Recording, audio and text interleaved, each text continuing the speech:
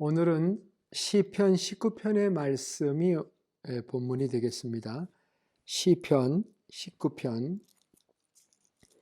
1절로부터 12절을 봉독하겠습니다. 하늘이 하나님의 영광을 선포하고 궁창이 그의 손으로 하신 일을 나타내는도다. 날은 날에게 말하고 밤은 밤에게 지식을 전하니 언어도 없고 말씀도 없으며 들리는 소리도 없으나 그의 소리가 온 땅에 통하고 그의 말씀이 세상 끝까지 이르도다. 하나님이 해를 위하여 하늘에 장막을 베푸셨도다. 해는 그의 신방에서 나오는 신랑과 같고 그의 길을 달리기 기뻐하는 장사 같아서 하늘 이 끝에서 나와서 하늘 저 끝까지 운행하며 그의 열기에서 피할 자가 없도다. 여호와의 율법은 완전하여 영혼을 소성시키며 여호와의 증거는 확실하여 우둔한 자를 지혜롭게 하며 여호와의 교훈은 정직하여 마음을 기쁘게 하고 여호와의 계명은 순결하여 눈을 밝게 하시도다. 여호와를 경외하는 도는 정결하여 영혼까지 이르고 여호와의 법도 진실하여 다 의로우니 곧 많은 순금보다 더 사모할 것이며 꿀과 송이꿀보다 더 달도다. 또 주의 종이 이것으로 경고를 받고 이것을 지킴으로 상이 크니이다. 자기 허물을 능히 깨달을 자 누구리요? 나를 숨은 허물에서 벗어나게 하소서.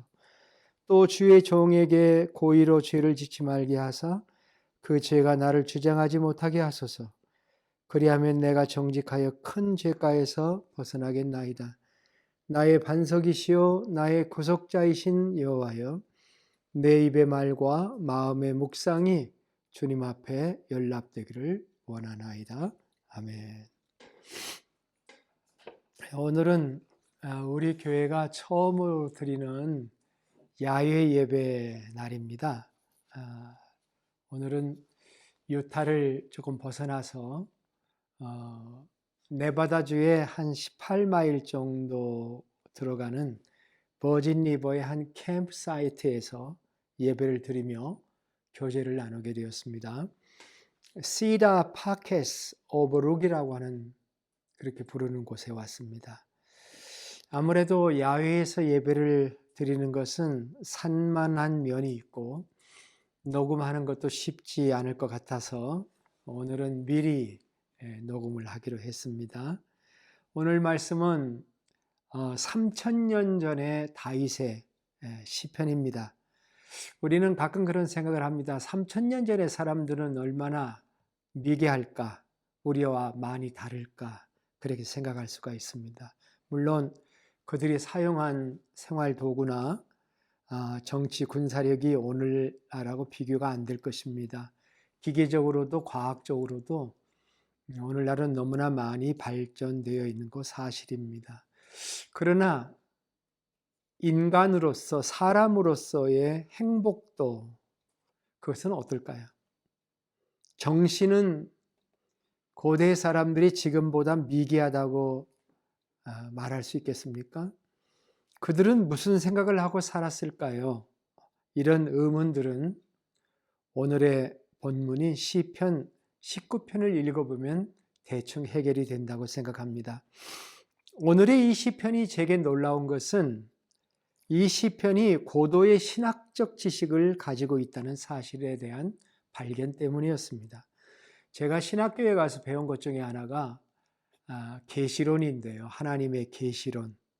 계시란 사람이 지혜로 알 수 없는 것을 하나님이 가르쳐 주는 것을 계시라고 얘기를 하는데 거기에는 두 가지 계시가 있습니다. 하나는 자연 계시라고 얘기를 하는 것이고요. 또 하나는 특별 계시라고 하는 것이었습니다. 자연 계시라고 하는 것은 하나님이 천지 만물 속에 자신을 드러내 보여주신 것을 말하는 것이고, 특별 계시라고 하는 것은 하나님의 말씀, 성경을 의미하는 것이었습니다. 하나님은 이 두 가지 것을 통해서 자신을 세상에 알리셨다. 그렇게 배웠습니다. 그런데 놀랍게도 신학교에서 배울 수 있는 이 진리가 이미 3000년 전에 다윗의 시 속에 나온 것을 정리한 것에 불과하다는 사실을 깨달았을 때에 저는 경악하지 않을 수가 없었습니다. 오늘의 말씀이 그 진리를 그대로 전하고 있습니다. 다윗은 오늘 말씀에서 하나님을 두 가지 소스를 통해서 배운다, 이렇게 이야기하고 있습니다. 하나는 자연입니다. 이 자연이란 용어가 어디서 나왔는지 불분명합니다만은 이 동양에서는 노자의 도덕경에서 자연이란 말이 나온 걸로 알려져 있고, 거기서 말하는 자연은 하늘과 땅을 뜻하는 말이라고 합니다. 하늘과 땅을 뜻하는 말인데 스스로 자자에다가 그렇다고 여겨진다는 연자를 붙여서 스스로 생긴 것으로 여겨지는 것을 자연이라고 표현한다는 점에서는 동양 사상은 맞을런지 모르지만 성경적 사상하고는 다르죠. 성경은 스스로 존재한 것이 아니라 하나님이 창조한, 우리 입장에서는 이 하늘과 땅은 피조된 세계라고 말하고 있는 것입니다. 다윗은 하늘과 하늘 위의 하늘을 잘 관찰했습니다. 궁창이라고 표현도 했는데요. 그는 그것뿐만이 아니라 낮과 밤을 관찰했습니다. 관찰한 결과 그는 이렇게 얘기를 합니다. 하늘과 땅에도 뿐만 아니라 낮과 밤에도 소리가 있다. 근데 그 소리는 무의미한 소리가 아니라 의미가 있는 소리입니다. 메시지가 있다, 이렇게 표현할 수가 있겠습니다. 온 세상에 전파가 흐르기 때문에 우리가 전화도 사용할 수 있는 것처럼 낮과 밤에도 하늘과 땅에도 메시지가 흐른다라고 하는 것입니다. 무엇에 대한 메시지냐? 무엇에 대한 지식이냐? 언어도 없고 말씀도 들리는 소리가 없는데 그 소리가 너무 명확해서 온 땅에 그 메시지가 있다. 참 시적이고 아름답게 표현을 했죠. 어떤 성서학자는 그래서 다윗은 마치 해와 달과 별들은 모두 하나님을 선포하는 순회 설교자들이다라고 정의를 해보기도 합니다.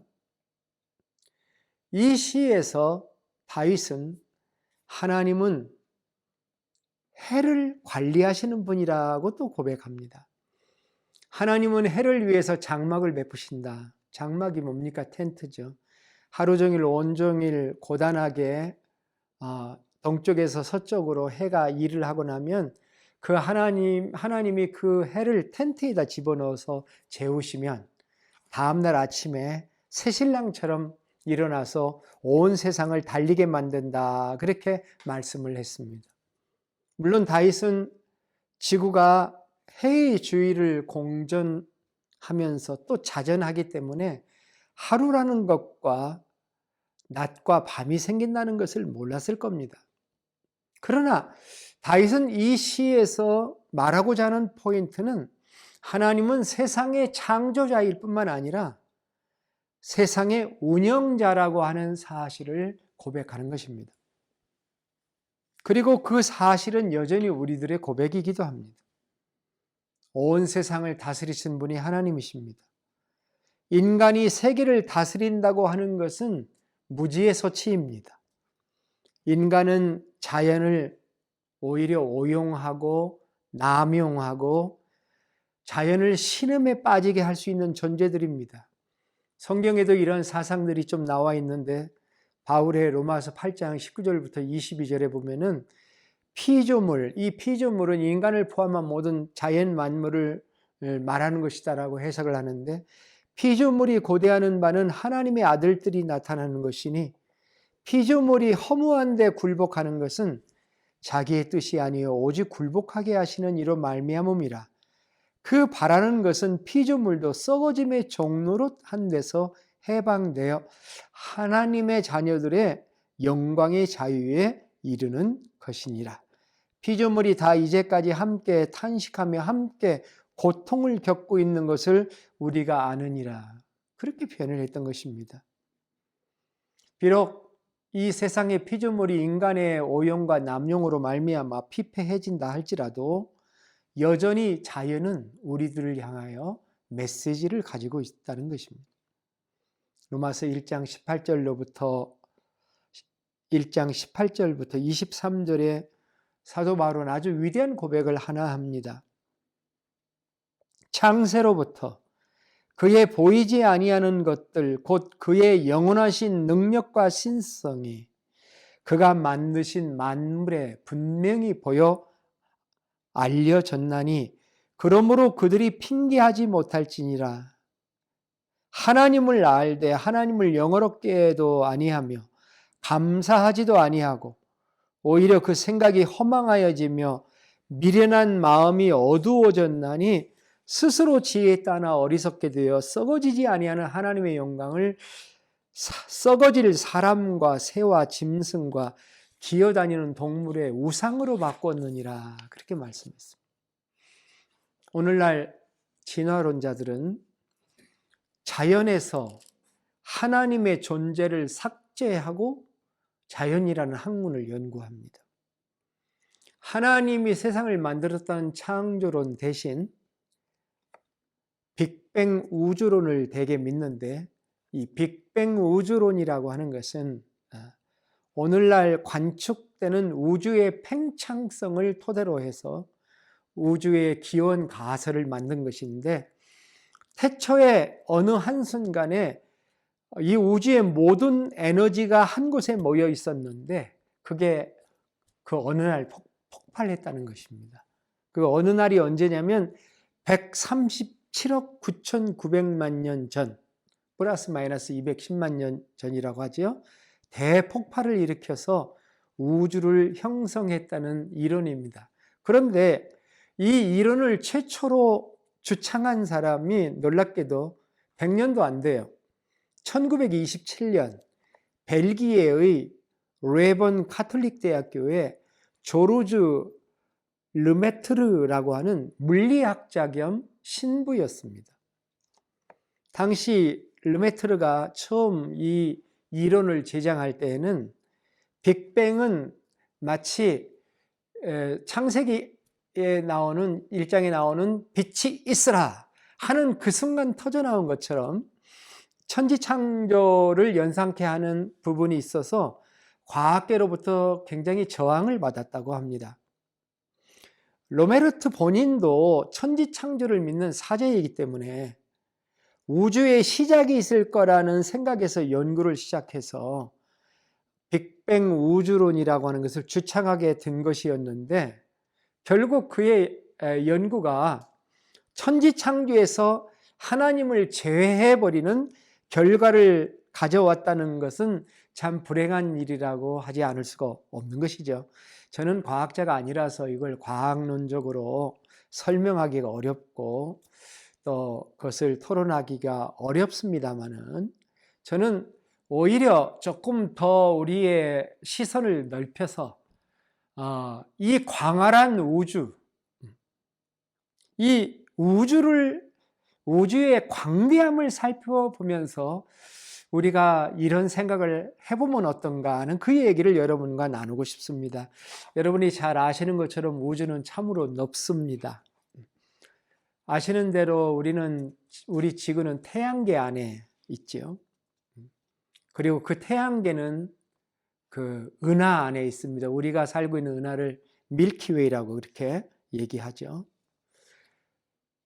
태양계 안에서 지구가 태양의 주위를 한 바퀴 도는 것을 1년이라고 얘기를 합니다.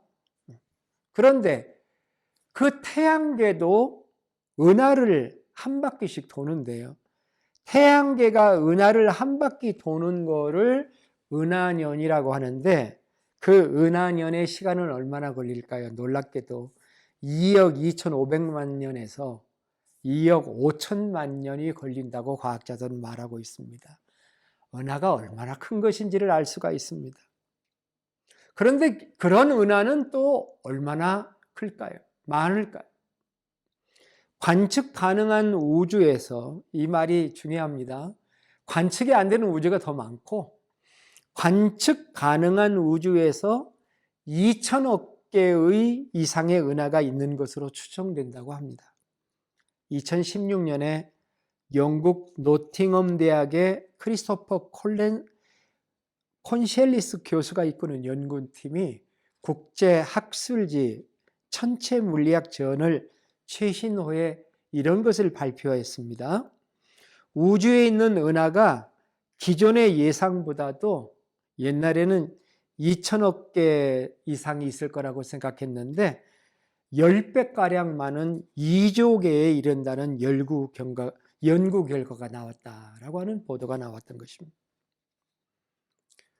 인간은 이 넓은 우주 속에 태양계 안에 있는 존재들이죠. 그리고 이 태양계 안에서 좀 벗어나 보려고 지금 몸부림을 하고 있지 않습니까? 태양계를 벗어나서 은하를 좀 탐사해 봤으면 좋겠다는 소원으로 만들어진 그 노력이 그 나사가 만들었던 보이저 계획입니다. 보이저 1호, 2호가 1977년에 발사되었는데 여러분 소식 들어보시죠? 1, 2년 전에 최근에 겨우 태양계를 벗어났습니다.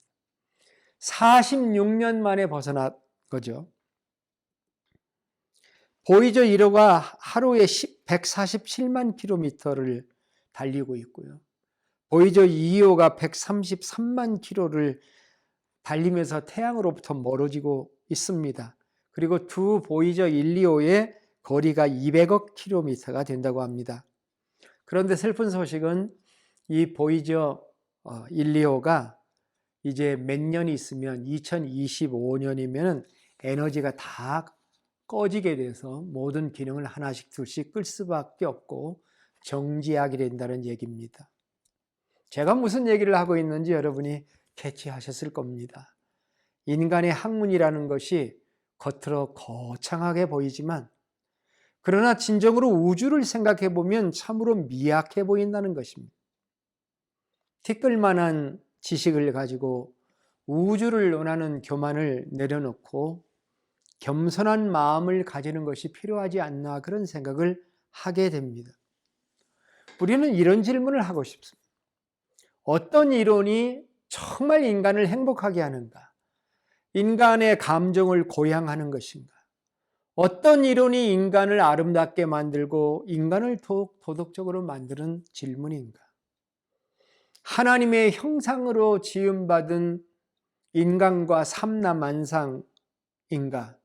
아니면 아주 먼 옛날 빅뱅 이후에 단순한 원자들이 무작위로 힘의 상호작용을 통해 가지고 단백질이나 유전자가 되었고 이것이 진화를 해서 끝내 생명체까지로 나아갔다는 것을 믿는 것과 어떤 차이가 있는 것인가 하는 것을 생각해 보아야 합니다.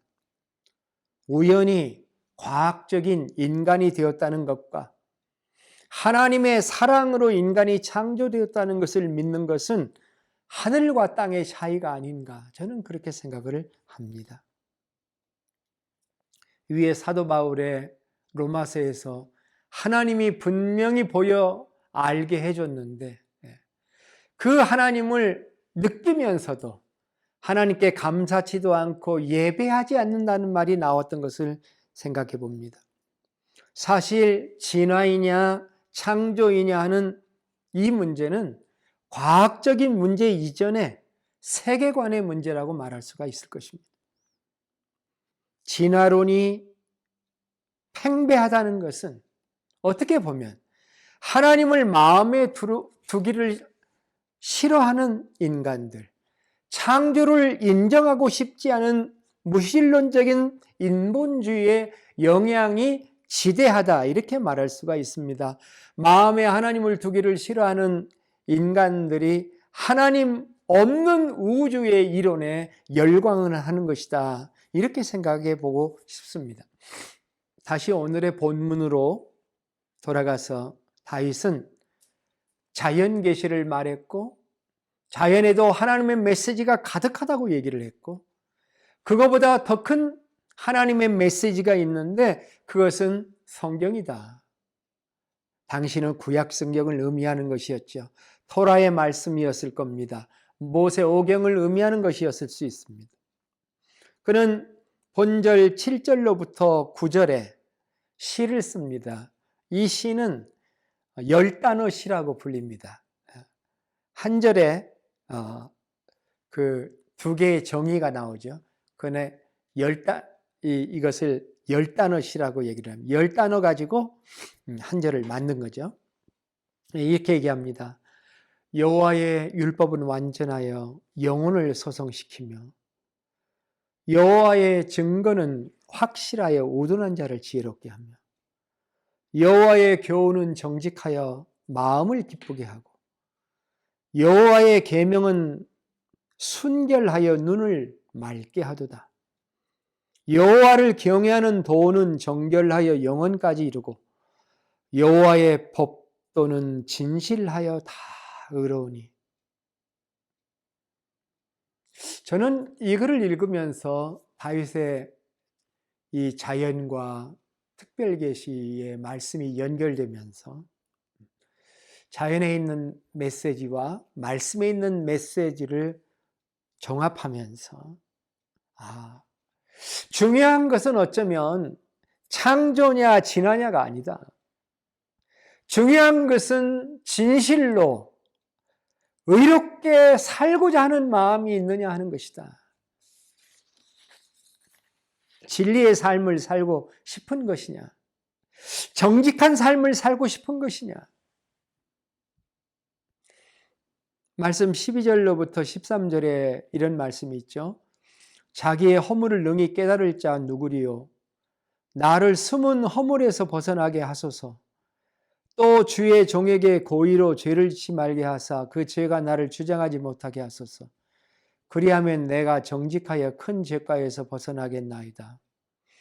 여기 허물이라는 단어가 나오고요. 그 다음에 고의로 지은 죄, 고범죄라고 옛날 성경에는 번역했는데요. 허물이라고 하는 것은 모르고 지은 죄를 말하는 것이고요. 고범죄는 고의로 지은 죄가 등장합니다. 이게 인간의 실상이에요. 처음에는 죄를 모르고 짓고요. 그 다음에는 죄를 알고도 짓습니다. 이런 세상에서 다윗은 죄를 벗어난 의로운 삶을 살기를 원했습니다. 자연 계시든 특별 계시든 그 계시의 하나님이 우리에게 말씀하시는 것은 우리의 거룩함입니다. 우리가 하나님의 형상으로 지음받은 존재이며 하나님의 자녀의 삶이라는 것은, 신앙생활이라고 하는 것은 우리가 흠없고 거룩한 온전한 하나님의 자녀로 만들어져 가는 것이라고 하는 점입니다. 하나님의 은혜로 죄사함 받고 죄의 영향력과 죄의 존재의 거룩한 싸움을 통해서 하나님의 자녀의 온전함을 회복하는 것이 우리의 일생인 것이에요. 그것이 하나님의 계시입니다. 그 계시의 하나님이 우리에게 말씀하시는 음성입니다. 곧 많은 순금보다 더 사모할 것이며 꿀과 송이꿀보다 더 달도다. 주의 종이 이것으로 경고를 받고 이것을 지킴으로 상이 크니이다. 하나님의 말씀은 달콤하다고 합니다. 하나님의 말씀이 달콤하기만 한 사람도 문제가 있고 하나님의 말씀이 쓰기만 한 사람도 문제가 있습니다. 두 가지가 다 있다고 얘기를 하는 거예요. 꿀과 송이꿀보다 더 달아요.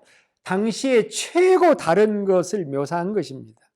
그런데 때로는 하나님의 말씀은 경고의 말씀이기도 합니다. 워닝을 주신다고. 그런데 워닝의 목적이 있는 것이 아닙니다. 그것을 잘 지킴으로 리워드, 상급을 주시는 것에 목적이 있다고 이야기를 합니다. 오늘의 말씀의 마지막 절 14절은 이렇게 얘기합니다.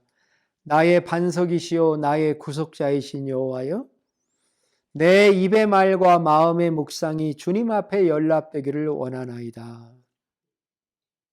네, 참 하나님은 놀라운 분이죠. 하나님은 반석이시고 구속자이시고 내 말을 들을 수 있는 하나님이에요.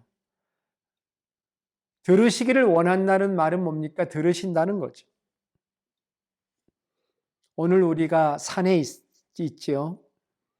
오늘 산에 와보니 온갖 견고한 바위들로 반석으로 둘러싸여 곳에 우리가 지금 머무르고 있습니다.